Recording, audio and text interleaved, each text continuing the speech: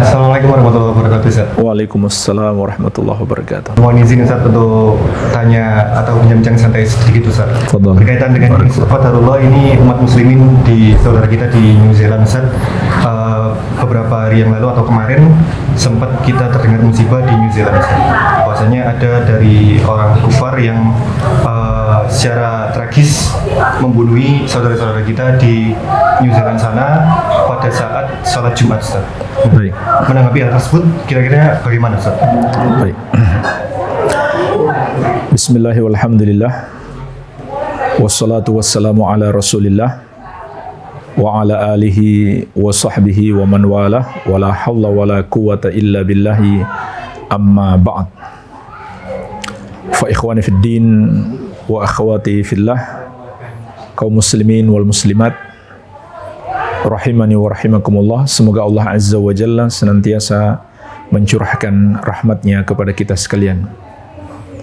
Pertama sekali kita mengungkapkan turut berduka cita yang sedalam-dalamnya untuk saudara-saudara kita di New Zealand yang tertimpa musibah, karena sesungguhnya kita umat Islam adalah umat yang satu. Dimanapun umat Islam berada, dari bangsa manapun mereka berasal, maka mereka adalah saudara kita. Sebagaimana firman Allah, innamal mu'minuna ikhwah. Sesungguhnya orang-orang yang beriman itu bersaudara.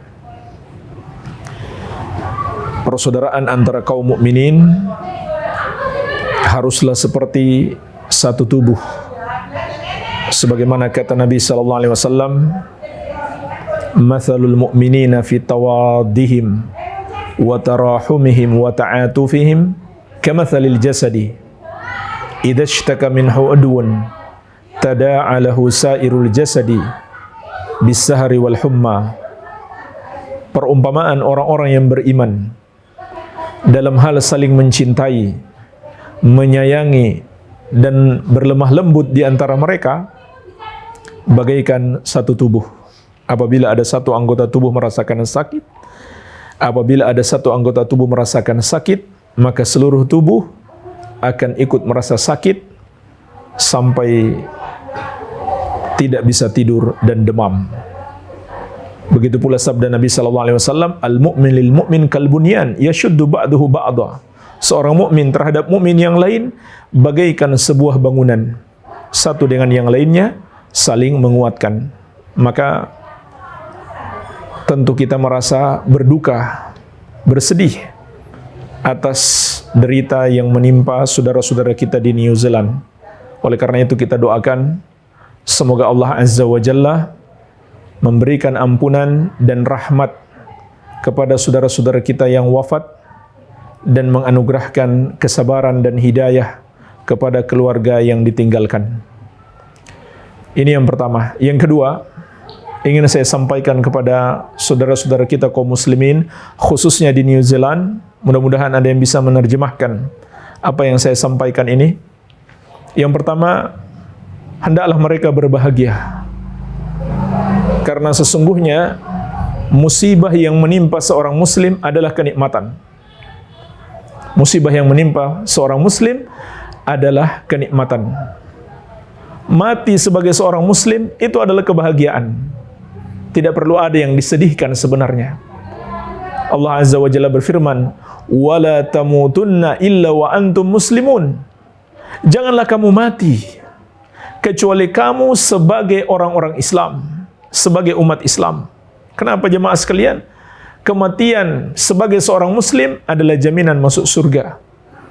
Karena orang muslim adalah orang yang menyembah Allah, tidak mempersekutukan Allah, dan Allah telah berikan jaminan sebagaimana sabda Nabi sallallahu alaihi wasallam, "Wa haqqul ibadi 'ala Allah alla yu'adziba man la yusyriku bihi syai'an." Hak hamba atas Allah, Allah tidak akan mengazab, atau Allah pastikan orangnya masuk surga, yaitu orang yang tidak mempersekutukan Allah dengan sesuatu apapun. orang yang tidak menuhankan selain Allah, orang yang tidak menyembah kepada selain Allah, maka dia dipastikan oleh Allah, dia pasti masuk surga dan selamat dari api neraka.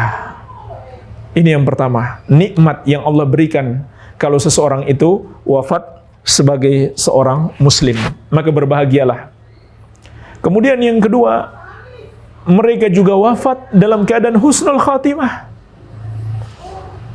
yaitu dalam keadaan sedang di rumah Allah, sedang beribadah di masjid. Ini yang namanya husnul khatimah, mati dalam keadaan sedang beribadah kepada Allah. Sebaliknya, orang yang mati ketika sedang berbuat maksiat, ketika sedang berbuat dosa, itulah yang namanya su'ul khatimah, mati yang jelek, mati yang buruk. Dan Rasulullah SAW mengabarkan kepada kita bahwa bagaimana nasib kita setelah mati bergantung pada kondisi mati kita. Kalau husnul khatimah, maka berarti kita dapatkan kebahagiaan di alam kubur dan kebahagiaan di hari kebangkitan. Sebaliknya kalau su'ul khatimah, maka na'udzubillah, orang yang su'ul khatimah, dia akan dapatkan azab di alam kubur dan azab di hari kebangkitan. Rasulullah SAW bersabda, innamal a'mal bi khawatimiha, amalan-amalan kita tergantung akhirannya atau penutupannya. Jadi berbahagialah. Mereka mengira apa yang mereka lakukan sebuah penyiksaan terhadap umat Islam, tapi di balik itu Allah Azza wa Jalla ternyata memberikan kebahagiaan kepada umat Islam. Maka berbahagialah keluarga yang ditinggalkan karena mereka wafat dalam keadaan husnul khatimah, yaitu dalam keadaan sedang beribadah di rumah Allah, di masjid. Dan juga di hari yang penuh berkah, hari Jumat. Dan terdapat hadis sahih, Nabi SAW mengabarkan seorang muslim yang wafat husnul khatimah di hari Jumat, maka dia aman dari azab kubur. Jadi subhanallah, ini nikmat luar biasa. Kemudian ditambah lagi, mereka wafat dengan satu musibah yang menimpa mereka. Dan Nabi SAW juga bersabda, ma min musibatin tusibul muslim illa kafarallahu anhu biha khatayahu hatta syaukati yushakuha. Tidak ada satu musibah pun yang menimpa seorang muslim kecuali dengan sebab itu Allah hapuskan dosa-dosanya, walaupun hanya duri kecil menusuk dirinya. Maka saudaraku, hapuslah air matamu. Semoga musibah yang menimpa keluargamu akan menjadi penghapus dosa-dosanya. Iya. Kemudian juga mereka wafat dalam keadaan dizolimi. Maka ketahuilah, kelak di hari kiamat, orang-orang yang berbuat zalim itu, kalau seandainya mereka berbuat kebaikan, maka kebaikan mereka akan diserahkan kepada orang-orang yang mereka zalimi ketika di dunia. Tapi kalau mereka tidak punya kebaikan, maka dosa-dosa orang yang mereka zalimi ditimpakan kepada mereka, lalu kemudian mereka dilempar ke neraka. Subhanallah. Jadi kezaliman itu pasti akan dibalas oleh Allah. Kalau tidak di dunia ini, pasti di akhirat kelak akan mendapatkan balasan. Jadi jemaah sekalian, inilah diantara kenikmatan-kenikmatan yang Allah berikan kepada seorang muslim di balik musibah yang menimpanya. Juga bagi orang-orang yang masih hidup, keluarga yang ditinggalkan, ini adalah cobaan untuk Allah meninggikan derajat dan Allah berikan pahala kesabaran.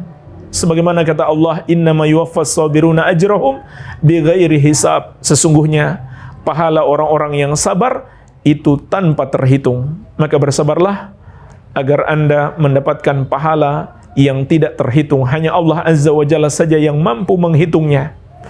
Dan agar derajat Anda semakin ditinggikan di sisi Allah karena Anda mendapatkan cobaan keimanan, agar Anda lebih meningkat derajatnya di sisi Allah Azza wa Jalla. Kemudian yang terakhir, ingin kami nasihatkan kepada seluruh kaum muslimin agar memetik pelajaran dari peristiwa ini, yaitu hendaklah mereka tinggal di negeri kaum muslimin dan tidak tinggal di negeri-negeri orang kafir. Rasulullah SAW telah mengingatkan, ana bari'u min muslimin ya'ishu baina dhahranai al-musyrikin. Aku berlepas diri dari seorang muslim yang tinggal di tengah-tengah orang musyrik, kecuali dengan memenuhi 4 syarat. Jadi pada dasarnya tinggal di negeri orang-orang kafir itu terlarang, kecuali dengan memenuhi 4 syarat. Syarat yang pertama, orang yang tinggal di sana memiliki kekuatan iman untuk membentengi dirinya dari serangan syahwat. Kemudian yang kedua, memiliki kedalaman ilmu agama untuk membentengi dirinya dari serangan syubhat dan juga untuk berdakwah di negeri kafir tersebut. Kemudian syarat yang ketiga, dia tinggal di sana karena satu kebutuhan atau keperluan, bukan sekedar main-main, bukan sekedar bersantai, tapi karena ada keperluan, dan sebagian keperluan itu ada yang sifatnya fardu kifayah seperti untuk berdakwah. Kemudian syarat yang keempat, dia boleh tinggal di sana kalau dia sanggup menegakkan agamanya. Dia bisa melakukan solat dengan tenang, dia bisa beribadah kepada Allah tanpa dilarang-larang oleh mereka. Jadi ini 4 syarat bolehnya tinggal di negeri kafir. Namun pada dasarnya tidak boleh seorang muslim tinggal di negeri kafir. Kenapa jemaah sekalian? Karena bahayanya sangat besar. Allah Azza wa Jalla telah mengingatkan kita, wala yazaluna yuqatilunakum hatta yaruddukum an dinikum in istata'u. Mereka tidak akan berhenti memerangimu sampai mereka berhasil memurtadkanmu semampu mereka. Ini kabar dari Allah Azza wa Jalla tentang sifat umumnya orang-orang kafir. Mereka akan selalu memerangi kamu, wahai kaum muslimin.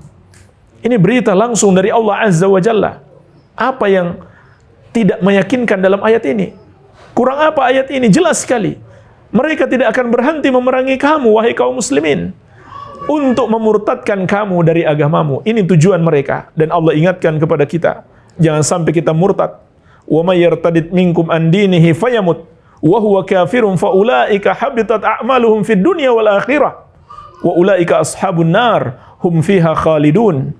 Barang siapa di antara kamu yang murtad dari agamanya kemudian dia mati dalam keadaan kafir, maka mereka itulah orang-orang yang terhapus amalannya di dunia dan di akhirat, dan mereka adalah penghuni neraka, mereka kekal di dalam neraka untuk selama-lamanya. Sebagaimana juga firman Allah, "Walan tarda ankal yahudu walan nasara hatta tattabi'a millatahum." Orang-orang Yahudi dan Nasrani tidak akan pernah ridho kepadamu sampai kamu mengikuti agama mereka. Tetapi jemaah sekalian, kita umat Islam adalah umat yang adil. Kita diperintahkan oleh Allah untuk bersikap adil. Walaupun mereka, orang-orang kafir, menzolimi saudara-saudara kita di negeri mereka, tapi kita tidak diajarkan untuk menzolimi orang-orang kafir di negeri kita. Tidak. Apalagi kalau pelakunya bukan mereka, jelas beda. Nggak boleh misalkan ada orang muslim membalas perbuatan mereka di negeri kafir dengan menyerang orang-orang kafir di negeri muslim. Tidak, jemaah sekalian, itu tidak dibenarkan. Bahkan dalam syariat Islam, orang-orang kafir yang tinggal di negeri kaum muslimin itu wajib untuk dilindungi.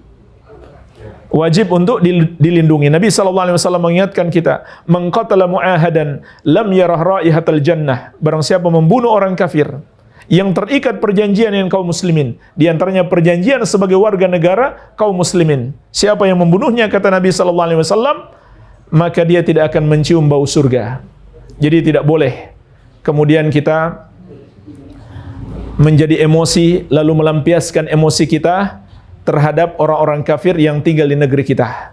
Kita diperintahkan untuk melindungi mereka selama mereka tidak melakukan pembangkangan terhadap pemerintah kaum muslimin. Maka kita, umat Islam, justru diperintahkan untuk melindungi mereka dan mendakwahi mereka agar mendapatkan hidayah. Dan Allah mengingatkan kita, wala yajrimannakum syana'anu qaumin ala alla ta'dilu i'dilu huwa aqrabu littaqwa. Janganlah kebencianmu kepada satu kaum membawamu tidak berlaku adil kepada mereka. Berlaku adillah, karena adil itu lebih dekat kepada takwa. Jadi inilah umat Islam, umat yang berlaku adil.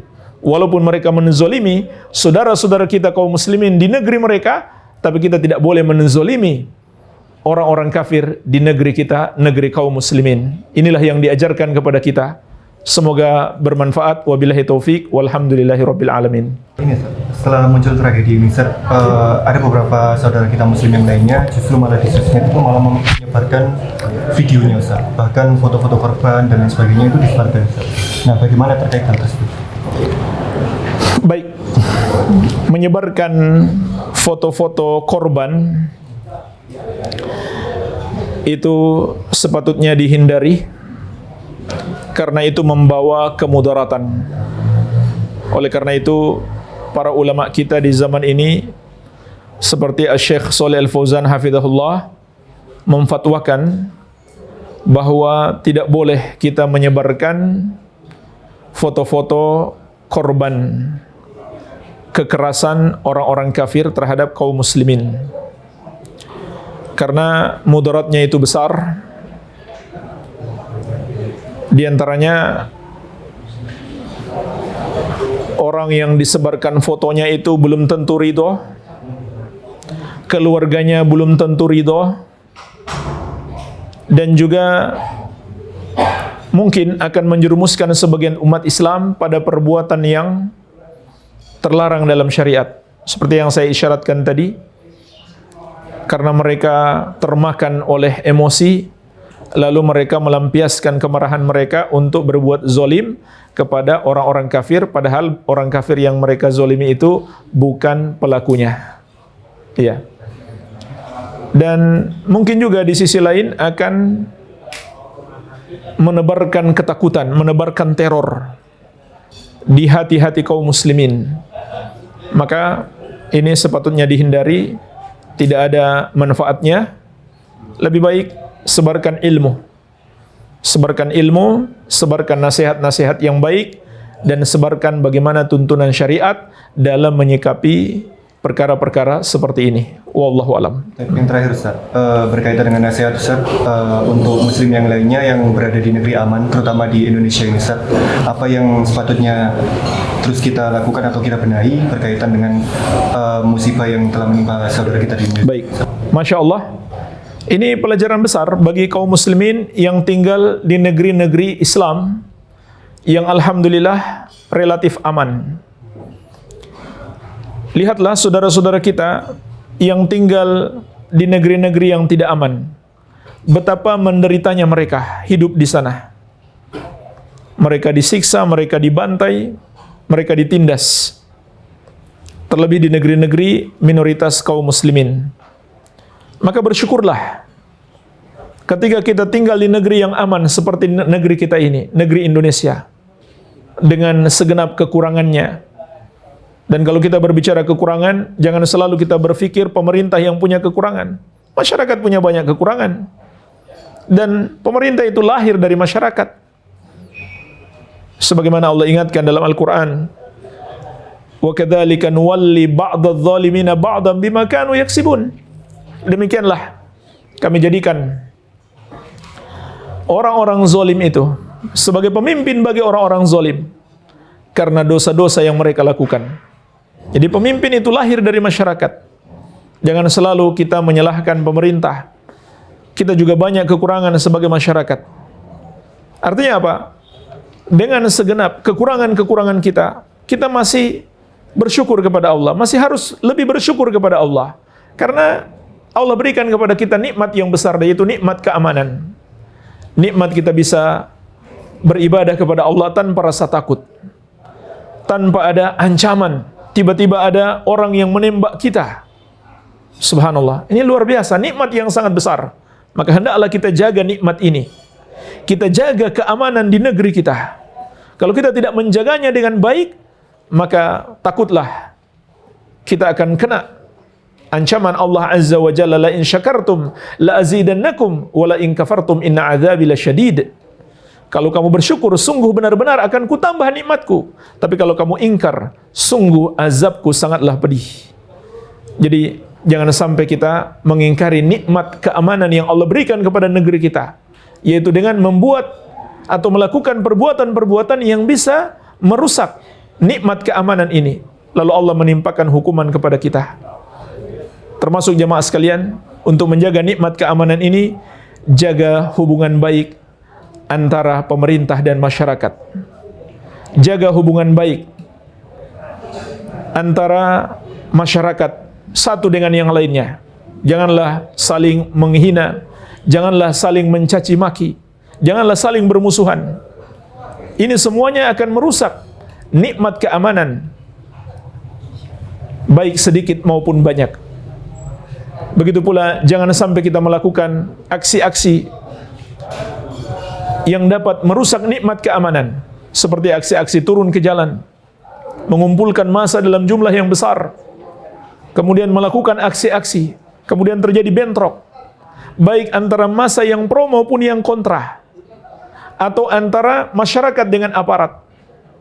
Ini semua sangat berbahaya, akan mengantarkan pada rusaknya nikmat keamanan, hilangnya nikmat keamanan. Jadi walaupun kita akui masih banyak kekurangan-kekurangan kita sebagai masyarakat maupun pemerintah, tapi tetap saja nikmat keamanan yang Allah berikan kepada kita sangat besar. Kita masih bisa beribadah dengan tenang. Kita bisa menjalankan perintah-perintah Allah dan menjauhi larangannya tanpa takut ancaman. Maka ini nikmat yang besar, harus disyukuri agar Allah tambah nikmat ini dan agar jangan sampai nikmat ini hilang dari diri kita karena kita tidak mensyukurinya. Wabillahi taufik, walhamdulillahi rabbil alamin. Syukur nasihatnya Ustaz. Semoga kita bisa mengambil manfaat dari nasihat ini. Jazakallahu khairan. Wa jazakumullah khair. Barakallahu.